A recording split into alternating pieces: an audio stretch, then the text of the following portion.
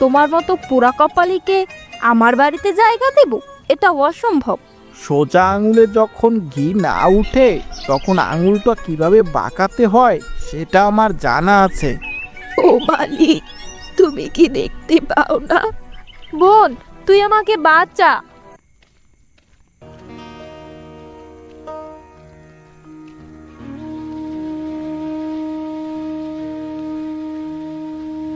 শায়লা, কই রে তোরা? আমি যে তোর একটা বোন, একলা একলা বাড়িতে থাকি, একবার হলেও তো আমার বাড়িতে যেতে পারিস নাকি? তোর ছেলেকেও তো একটু পাঠাতে পারিস।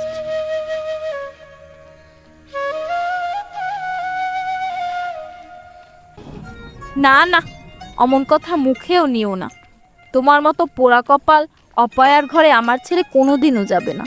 তোমার বাড়ি গেলে কিনা আমার ছেলের কপালটা ওই রকম হয়ে যায়। শায়লা, তুই আমার আপন বোন হয়েও এমনটা বলতে পারলি? আমার বাড়িতে গেলে তোর ছেলের কপালও খারাপ হয়ে যাবে।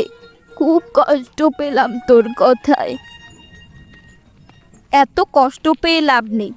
তুমি দেখো না তোমার অবস্থা। অল্প বয়সে স্বামী হারাইয়া বিধবা হয়ে কি হাল হয়েছে তোমার। দোষ তো আর তোমার না, দোষ তো তোমার কপালের। এই কপালের আশেপাশেও আমার ছেলের কপাল রাখতে চাই না, তাই তোমার বাড়িতে আমার ছেলে কখনো যাবে না। আজকে ঘরে রান্না করিনি, শরীরটা বড্ড খারাপ, তাই ভেবেছিলাম আজ তোদের বাড়িতে থাকবো। না না না, এমন কথা স্বপ্নেও ভেবো না। তোমার মতো পোড়া কপালিকে আমার বাড়িতে জায়গা দেব? এটা অসম্ভব। তোমার সাথে খাবার খেলে যে আমাদের উপরেও উপরওয়ালা নারাজ হবেন। এমন কথা বলতে পারলি তুই? আমি তোকে অভিশাপ দিচ্ছি না, আমি আর চলে গেলাম। তোর বাড়িতে উপরওয়ালা যেন আমাকে আর না আনে। আমার ছেলে সন্তান ওই উপরওয়ালা দেয়নি, তিনি নিশ্চয়ই আমাকে অন্ন জোগাড় করার ব্যবস্থা করে দিবেন। হইছে হইছে, এত কথা না বলে আমার বাড়ি থেকে চলে যাও। তোমার মতো পোড়ামুখীর ছায়া এই বাড়ির উপরে পড়লে তাহলে আমাদের সর্বনাশ হতেও বিন্দুমাত্র সময় লাগবে না।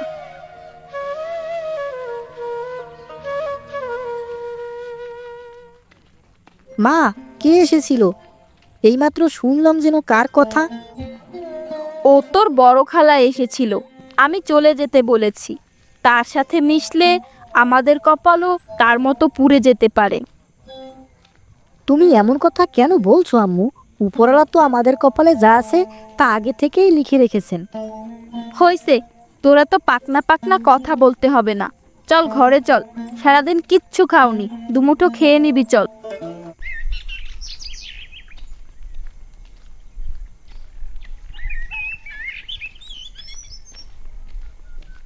খালামণি, কোথায় তুমি? দেখো, আমি তোমার জন্য খাবার নিয়ে এসেছি। আমি শুনেছি তুমি আজকে রান্না করোনি, তাই চুরি করে তোমার জন্য খাবার নিয়ে এসেছি। তুই এখানে কেন এসেছিস বাবা? তোর মা দেখলে তো আর আমাদের রক্ষা নেই। তুই তাড়াতাড়ি বাড়ি ফিরে যা বাবা। আমার বাড়িতে আসলে আবার তোর কপালও আমার মতো পুড়ে যেতে পারে। তুমি কি আমার মায়ের মতো বোকা নাকি? ভাগ্য নির্ধারণ করে উপরওয়ালা, এখানে তোমার আমার তো কোনো হাত নেই। তোমার সাথে মিললেই যে আমার ভাগ্যও খারাপ হয়ে যাবে, এটা বিশ্বাস আমি কখনোই করি না। তুমি তাড়াতাড়ি খাবারটা খেয়ে নাও, আমাকে আবার বাড়িতে ফিরতে হবে। এত সত্য আমি বুঝি না রে বাবা, তুই আমার কাছে আর আসিস না। তোর মা যদি একবার টের পায় তাহলে তোকে অনেক বকবে, আর আমাকেও। আমি একা মানুষ, উপরওয়ালা আমাকে একভাবে না একভাবে অন্ন জোগাড় করে দিবেই। তুই কেন আমার জন্য বকা খাবি বল? তুমি এত কথা না বলে খাবারগুলো রেখে দাও, আমি চলে যাই। আর মা তো আর জানবে না যে আমি তোমার কাছে এসেছিলাম।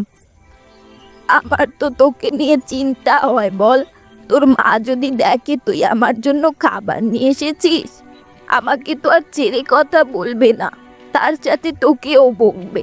তাই তোকে বলে কি বাবা, তুই আর আমার কাছে আসিস নে, বুঝলি? যা হয় পরে দেখা যাবে, এখন খাবারটা রেখে বাটিটা দিয়ে দাও তো, আমি চলে যাই। আচ্ছা, তুই একটু দাঁড়া, আমি এক্ষুনি খাবারটা রেখে তোর বাটি দিয়ে দিচ্ছি। কি গো, কোথায় গেলে? কি হয়েছে কি তোমার? বলি এত গরম হয়ে কথা বলতেছো কেন? আমি যে বললাম তোমার ভাইকে নিয়ে একটু মোড়লবাবুর কাছে যেতে, তা তো আর গেলে না। তোমাদের মতো অকাল কুষ্মণ্ডদের নিয়ে আর পারি না। গরম হয়ে ডাকবো না তো কি করব তোমাদের? এত করে যে বললাম রাহেলা বুবুর জায়গা জমিটা আমাদের নামে লিখে নিতে হবে, সেদিকে তো দেখছি তোমাদের কোনো গরজই নাই। বলি এই জায়গা জমি কি আমি একা ভোগ করব নাকি? এগুলো আমার মাথায় আছে গিন্নি, তবে আমাদের তিনজনের একটা ফোন দিয়ে আটতে হবে। এই জায়গা নিজের নামে করে নেওয়া এতটাও সহজ হবে না। যা করব ভেবেচিন্তে করতে হবে। কিন্তু তোমার ভাই অকাল কুষ্মণ্ডটা কোথায়? তিনজনে বুদ্ধি আটলে নিশ্চয়ই ভালো কিছু ভাবতে পারবো। ওই পাশে তো ওর আওয়াজ পেলাম। মন্টু, কোথায় তুই? এদিকে আয়।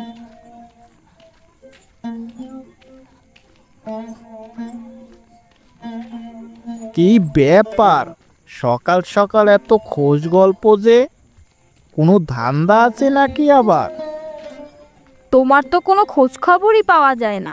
এদিকে যে রাহেলার বিষয়টি বলেছিলাম, সেটা কি ভুলে গেলে? না ভাবি না, আমি ভুলে যাব এই কথা? একবার যা এই মাথার ভেতরে ঢোকে তা কখনো বের হয় না। আমি তো আরো অনেক কিছু ভেবে রেখেছি। কি ভাবলি রে মন্টু? আমাদেরও বল, আমরাও একটু শুনি। তোর মাথায় অনেক বুদ্ধি, সেটা তো আমি জানি। তাই তো সব কাজে আগে তোকে ডাকি। আসলে আমাদের যে ভাঙাচুরা ঘর, আর ওই দেখো বুড়ির ঘরটা কতটা নতুন, আর ওই ঘরটার যে জায়গাটা, ওই জায়গাটার অনেক মূল্য। এই বুড়ির ঘরটা আগে আমাদের দখল করে নিতে হবে। তা তো ঠিক আছে, কিন্তু যদি তার ঘরটাও কেড়ে নেই তাহলে থাকবে কোথায়? শত হলেও তো আমার বোন। আমার বোনকে তো আর আমি ফেলে দিতে পারি না। আরে গিন্নি, তুমি বুঝো না কেন? ওই ঘরটার যে জমিটা আছে, ওটার মূল্য অনেক বেশি। বাড়িটাও নদীর পাশে, আর এখন যে পানির সংকট, নদীর পাশে যদি আমরা থাকি, আমাদের এত কষ্ট করে পানি টানতে হবে না। আচ্ছা, তাইলে কিভাবে কি করবে সেটা ভেবে নাও। মিন্টু তো আছেই, ওর উপর আমার ভরসা আছে। আরে তোমরা কোনো চিন্তা করো না, চলো আগে বুড়ির বাড়িতে যাই, তার পরেরটা পরে দেখা যাবে।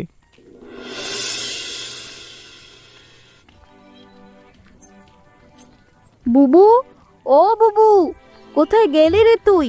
এদিকে আয় তো একটু। ও মা, এ কি রে? তোরা সবাই একসাথে আমার বাড়ি যে, ব্যাপারটা কি? যাক, তোরা এসেছিস, ভালোই করেছিস। আমার একা একা ভালো লাগছিল না, তোরা আমার সাথে থাকলে আমার একটু ভালো লাগবে। তোমার সাথে খোঁজ গল্প করার জন্য আসিনি আমরা। তোমার এই বাড়িটা আমাদের নামে লিখে দাও, আর তুমি গিয়ে আমাদের বাড়িতে থাকো। এই বাড়িটা আমাদের চাই। বললেই হয়ে গেল নাকি? আমার বাড়ি কেন তোদের নামে লিখে দিতে যাব? এটা আমার স্বামীর বাড়ি।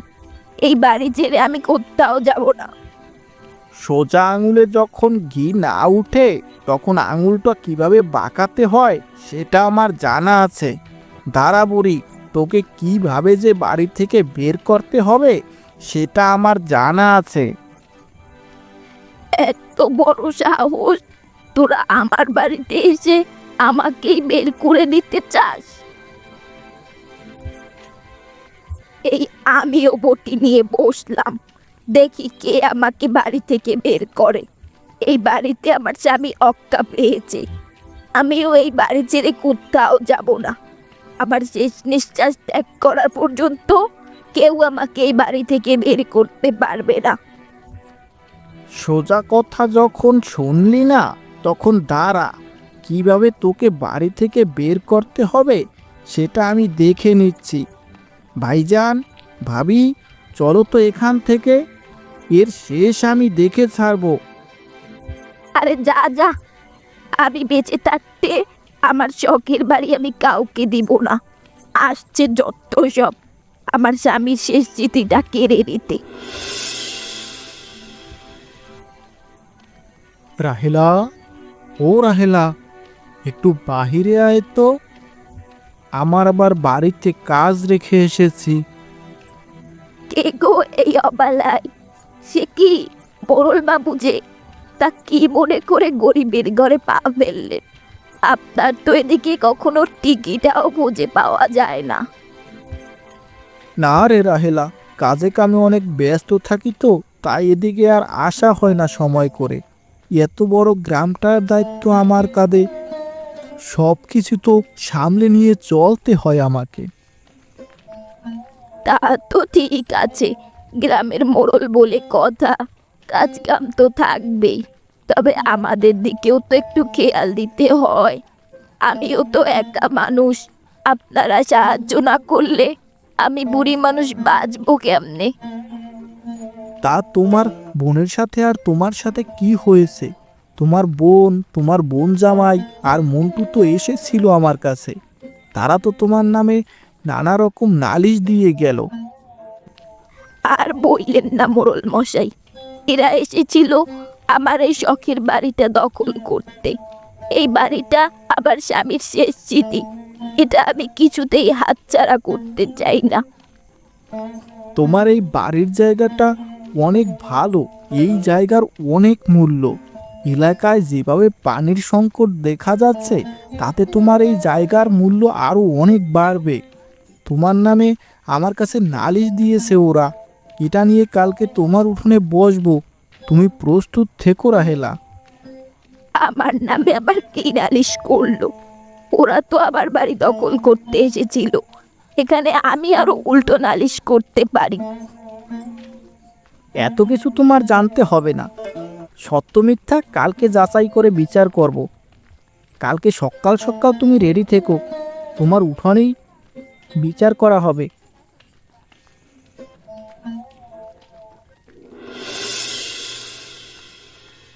কি হয়েছে কি? তোমরা সব কিছু খুলে বলো আমাকে। যা যা ঘটেছে সব কিছু ঠিকঠাক বলবে।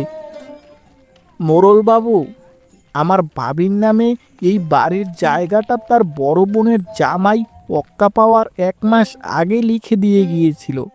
এই দেখেন তার প্রমাণ। না না, এ আমি বিশ্বাস করি না। এগুলো সব সাজানো, এটা হতে পারে না। আমার স্বামী এই কাজগুলো কিছুতেই করতে পারে না। হুম, না না না রাহেলা, তুমি কথা বললে তো হবে না। এখানে তো সব কিছু ঠিকঠাক লেখা আছে যে এই বাড়িটা তোমার বোনের নামে। তাই তুমি যাই বলো না কেন, তোমার বোন যদি এই বাড়িতে তোমাকে না থাকতে দেয়, তুমি কিছুতেই থাকতে পারবে না। আজ আমি লেখাপড়া পারি না দেখে এইভাবে আমাকে ঠকালেন। উপরে একজন আছেন, তিনি সব কিছু দেখছেন। একদিন ঠিক এর বিচার হবে। মোড়ল বাবু, ওই পৃষ্ঠায় তো আরো কিছু লেখা আছে। তার যত সম্পত্তি আছে সব কিছুই তার স্বামী আমার নামে লিখে দিয়ে গেছেন। শুধু কবরস্থানের 1 বিঘে জমি আমার নামে লিখে দেয়নি। তার স্বামী অক্কা পাওয়ার আগে আমাকে বলে গেছে, আমাদের তো ছেলে সন্তান নেই, এই জায়গা জমি দিয়ে আমরা কি করব? তোরা শুধু আমার বউকে একটু দেখে শুনে রাখিস। এ কি? এ তো দেখছি ঠিকই। আসলেই রাহেলা, এখানে সব কিছু ঠিকঠাক লেখা আছে। তোর এখন চুপচাপ থেকে তোর বোনের কথাই মেনে নেওয়া উচিত। তারা যদি তোকে ভালোবেসে থাকতে দেয়, তাইলে তুই থাকতে পারিস।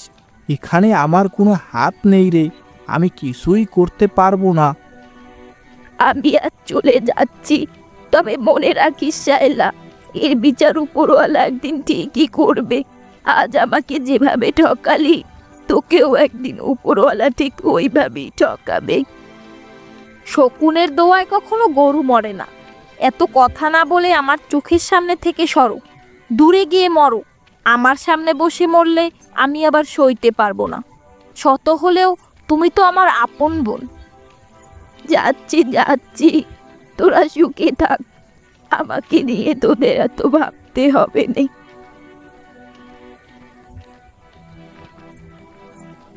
আচ্ছা, তোমরা সবাই বাড়িতে থাকো, আমি মোড়ল মশাইকে একটু এগিয়ে দিয়ে আসি।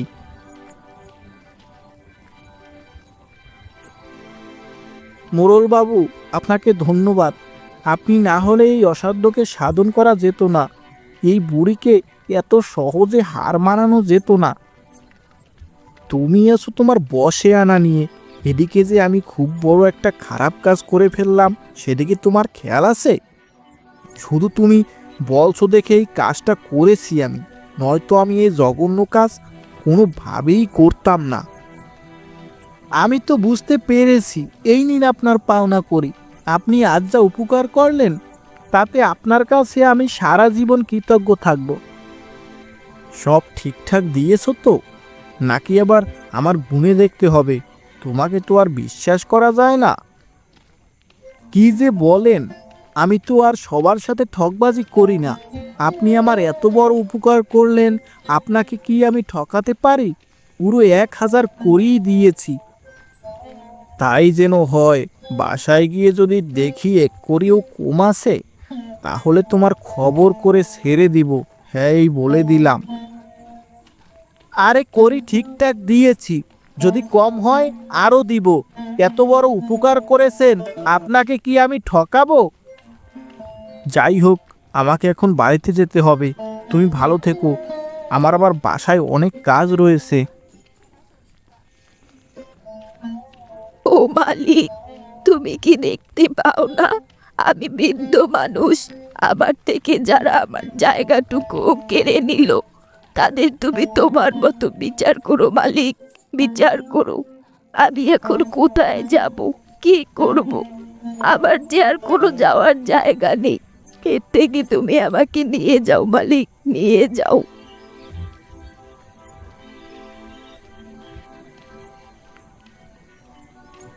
কি গো বুড়ি, তুমি এই গাছতলায় বসে আছো কেন? আকাশের অবস্থা বেশি ভালো না, মনে হয় খুব জোরে বৃষ্টি হবে। এইখানে বসে থাকবো না তো কি করব? আমার যে আর কোনো যাওয়ার জায়গা নেই। এখন থেকে আমাকে এই জঙ্গলেই থাকতে হবে। কেন, তোমার কি হয়েছে বুড়ি? তোমার তো শুনলাম অনেক জায়গা জমি আছে, তোমার তো নদীর পাশে বড় একটা বাড়িও রয়েছে, তো তোমার সমস্যাটা কি? না রে বাচ্চা, আমার এখন কিছুই নেই। আমার বোন আমার কাছ থেকে সব কিছু কেড়ে নিয়েছে। এখন আমি কি করব, কোথায় থাকবো কিছুই জানি না। আর ওইদিকে আমি আর যেতেও চাইনি। তুই আমাকে একটা কাজ করে দিবি বাবা? কি কাজ বুড়িমা? আমি যদি পারি তাহলে তোমাকে সাহায্য করব। তোমাকে দেখে আমার খুব মায়া হচ্ছে। ওই যে নদীর পাশে কিছু চোন দেখা যাচ্ছে, ওখান থেকে কিছু চোন কেটে দিতে পারবি? ছন তো কেটে দিতে পারি, তবে এই ছন দিয়ে কি করবে তুমি? আর হ্যাঁ, এই ছন কাটতে হলে তো একটা কাস্তে দরকার, এটা পাবো কোথায়? এই চোন দিয়ে আমাকে একটা বাড়ি বানিয়ে দিতে পারবি? পারবো বুড়িমা, পারবো। আমাকে শিখিয়ে দিলে আমি সব তৈরি করে দিতে পারবো, তুমি শুধু কাস্তে নিয়ে আসো। আচ্ছা, আমি মল্লিক বাড়ি দিয়ে একটা কাস্তে নিয়ে আসি। তুই এই গাছটার নিচে একটু বস, আমি চট করে যাব আর আসবো।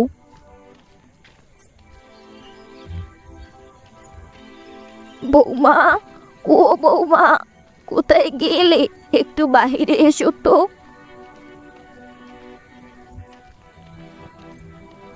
কি গো বুড়িমা, আমাকে ডাকতেছো কেন? তা শুনলাম তোমার জায়গা জমি নাকি তোমার ছোট বোন নিয়ে গেছে। যাই হোক বাবা, আমি কিন্তু আবার তোমাকে আমার বাড়িতে থাকতে দিতে পারবো না। না গো বৌমা, তোমার বাসায় থাকতে আসিনি আমি। আমি এসেছি তোমার কাছে একটা সাহায্য চাইতে।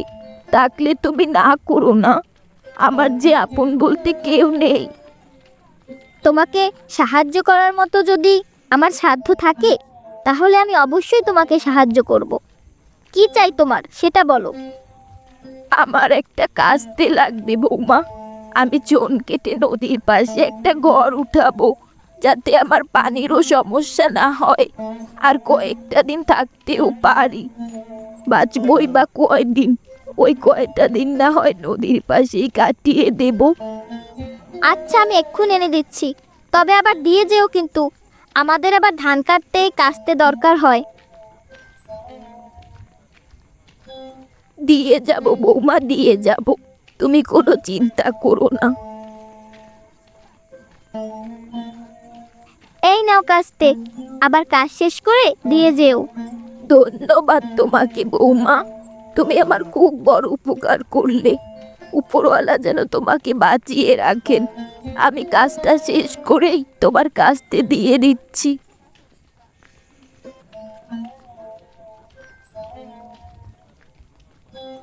এই নে বাঁচা কাস্তে, ছনগুলো কেটে তারপর ওগুলো দিয়ে একটা সুন্দর ঘর তৈরি করে দে। আর ছন তো আর ডুবে না, তুই নদীর পাড়ে যেভাবে পারো একটা ঘর তৈরি করে দে। আমি ততক্ষণে এই গাছটার নিচে একটু জিরিয়ে নিই। আচ্ছা বুড়িমা, আমি যেভাবে পারি তোমাকে একটা ঘর বানিয়ে দিচ্ছি, তুমি জিরিয়ে নাও। ঘর বানানো হয়ে গেলে আমি তোমাকে ডাক দিব, কেমন?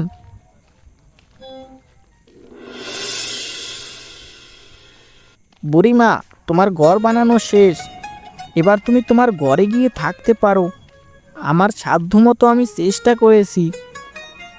তুমি আমাকে অনেক বড় সাহায্য করলে বাবা। কি বলে যে তোমার এই ঋণ শোধ করবো আমি জানি না। তোমার ঋণ শোধ দিতে হবে না বুড়িমা, তুমি শুধু আমার জন্য দোয়া করো।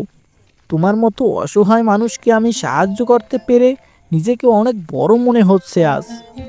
তোমার জন্য দোয়া করি, আল্লাহ যেন তোমাকে অনেক বড় করে। তোমার মতো মানুষ এই গ্রামে থাকলে আর কারো কোনো দুঃখই থাকতো না। তুমি আমাকে আর একটা সাহায্য করো, তুমি বাড়িতে যাওয়ার সময় এই কাস্তেটা মল্লিক বাড়িতে দিয়ে দিও। এ কি, বুড়িমা আকাশে তো ডাকতে শুরু করলো, মনে হচ্ছে খুব জোরে বৃষ্টি হবে। আচ্ছা, কাস্তেটা আমি ওই বাড়িতে দিয়ে যাব। আমার বাসায় চলে যাব, তখন ওই বাড়িতে ঢুকে কাস্তেটা দিয়ে যাব। তুমি তোমার ঘরের ভিতরে ঢুকো, নয়তো বৃষ্টিতে ভিজে যাবে, আবার ঠান্ডা লেগেও যেতে পারে। বলা তো যায় না, আজকাল হঠাৎ করে বৃষ্টি হলে জ্বরও উঠে যায়।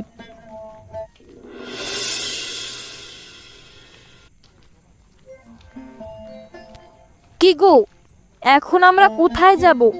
বন্যার পানিতে তো সারা গ্রাম ডুবে গেল। আমরা তো এখনই ডুবে মরবো মনে হয়। আমরা আর এই ঘরের চালে কতক্ষণ থাকতে পারবো? আমরা তো একটু পরেই ডুবে যাব। কি করবো বলো গিন্নি? এ মনে হয় তোমার বোনকে ঠকানোর ফল। একবার যদি তোমার বোনকে পেতাম, তার পা দুটো ধরে ক্ষমা চেয়ে নিতাম। সে ছাড়া এই বিপদ থেকে আমাদের আর কেউ রক্ষা করতে পারবে না। আমার খুব বড় অন্যায় হয়ে গেছে রে। তোমার বোনকে ঠকানো আমার একদমই উচিত হয়নি। সবাই একে অপরের হাত ধরে সাঁতার কাটতে থাকো, সামনে হয়তো কিছু একটা পেলেও পেয়ে যেতে পারি, নয়তো আমাদের মরণ ছাড়া আর কোনো উপায় নেই এখন। বাবা বাবা, ওই যে একটা বাড়ি দেখা যাচ্ছে, চলো ওই দিকে যাই। ওইখানে গেলে হয়তো আমরা বাঁচতে পারবো। আমি যে আর সাঁতার কাটতে পারছি না বাবা। চলো চলো ভাই, ওই দিকেই চলো। আমার যে হাত পা অবশ হয়ে যাচ্ছে, আমি যে আর সাঁতার কাটতে পারছি না। দেখো দেখো মা, ওই বাড়িতে তো খালামণিকে দেখা যাচ্ছে। বোন, তুই আমাকে বাঁচা, আমি যে পানিতে ডুবে যাচ্ছি। আমি তোর সাথে অনেক বড় অন্যায় করে ফেলেছি রে বোন, তুই আমাকে ক্ষমা করে দে। কেন রে, তোদের তো আমার সাথে থাকলে কপাল পুড়ে যাবে। তাহলে এখন কেন আসতে চাইছিস আমার কাছে? আমার স্বামীর শেষ স্মৃতিটাও কিনে নিয়ে তোদের হাউস মিটেনি। এই কথা বলে আমাদের আর লজ্জা দিবেন না। আমরা যে বড় ভুল করে ফেলেছি। এ যে শুধু ভুল নয়, এ হলো মহাপাপ। এই পাপের যে কোনো ক্ষমা নেই। এটা যদি আপনি ক্ষমা না করেন, তাহলে আমাদের এ পাপ জীবনেও মুছবে না। আপনি আমাদের ক্ষমা করে দিন। আমরা এরকমের ভুল আর জীবনেও করব না। আমাদের অনেক বড় ভুল হয়ে গেছে, আমাদের ক্ষমা করে দিন। আমি অনেক কটু কথা বলেছি আপনাকে। আমি আপনার জায়গা জমি হাতিয়ে নিয়েছি, আমাকে ক্ষমা করে দিন। আমাকে ক্ষমা করে দিন। আমাদের ক্ষমা না করলে যে আমরা পানিতে ডুবে মরে যাব। বুবু, তুই আমাকে ক্ষমা করে দে, আমাদের তোর বাঁচাতে হবে না। আমার ছেলেটাকে একটু তোর ঘরে তুলে নে বুবু, আমার ছেলেটা যে আর সাঁতার কাটতে পারছে না। আজ এই ছেলেটার জন্যই তোদের ক্ষমা করে দিলাম। দেখ, তোরা ছাড়া আমার কে আছে এই দুকুলে? আমি মরে গেলে তো এই সকল সম্পত্তি তোদেরই হয়ে যাবে। আমি কি করব এই সম্পত্তি দিয়ে? আমার তো কয়েকদিন আপনজনদের সাথে থাকলেই আমি খুশি। বুবু, আমি তোকে এত তাড়াতাড়ি মরতে দিব না। আজ থেকে তোর সকল সেবা যত্ন আমরা সবাই মিলে করব। আসলে জায়গা জমিটা পৃথিবীতে কিছুই না, মানুষের ভালোবাসাটাই হলো আসল। এতদিন আমরা ভুল পথে ছিলাম বুবু, আজ আমরা ঠিক পথে এসেছি। আর কখনোই আমরা কাউকে ঠকিয়ে খাবো না।